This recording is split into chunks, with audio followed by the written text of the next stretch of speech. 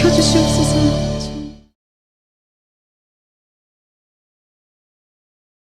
깨끗하지 아니하다 하시니라.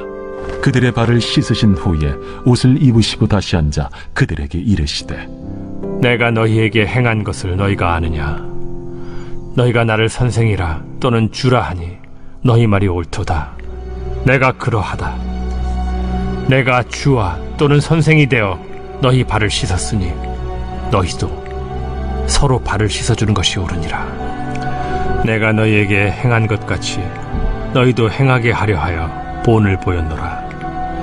내가 진실로 진실로 너희에게 이르노니 종이 주인보다 크지 못하고 보냄을 받은 자가 보낸 자보다 크지 못하나니 너희가 이것을 알고 행하면 복이 있으리라. 내가 너희 모두를 가리켜 말하는 것이 아니니라. 나는 내가 택한 자들이 누구인지 알미라. 그러나 내 떡을 먹는 자가 내게 발꿈치를 들었다 한 성경을 응하게 하려 하는 것이니라. 지금부터 일이 일어나기 전에 미리 너희에게 일러두면 일이 일어날 때 내가 그인 줄 너희가 믿게 하려 함이로라. 내가 진실로 진실로 너희에게 이르노니 내가 보낸 자를 영접하는 자는 나를 영접하는 것이요 나를 영접하는 자는 나를 보내신 이를 영접하는 것이니.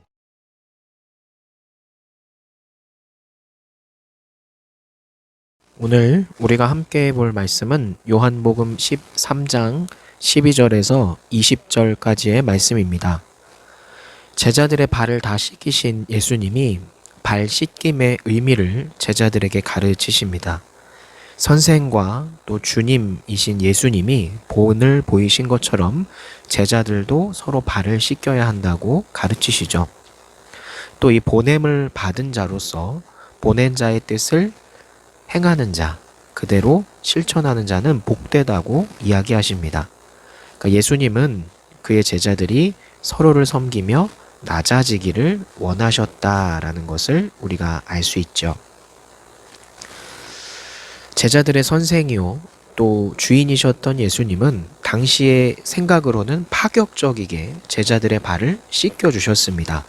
주인이 종의 발을 씻긴다는 것은 말도 안 되는 일이었기 때문이죠. 그런데 그런 일은 사실 주님이 하실 일이 분명히 아니었던 거죠. 그럼에도 예수님은 그렇게 하심으로 제자들이 어떤 삶을 살아야 하는지를 보여주신 겁니다. 우리도 마찬가지로 예수님의 본을 따라 서로의 발을 씻겨주는 삶, 서로 돕는 삶을 살아야 한다는 겁니다. 발은 사실 가장 불결하다고 생각되는 곳이죠. 그럼 발을 씻겨준다는 건 상대방이 종이 되어서 그를 섬긴다는 의미를 갖습니다.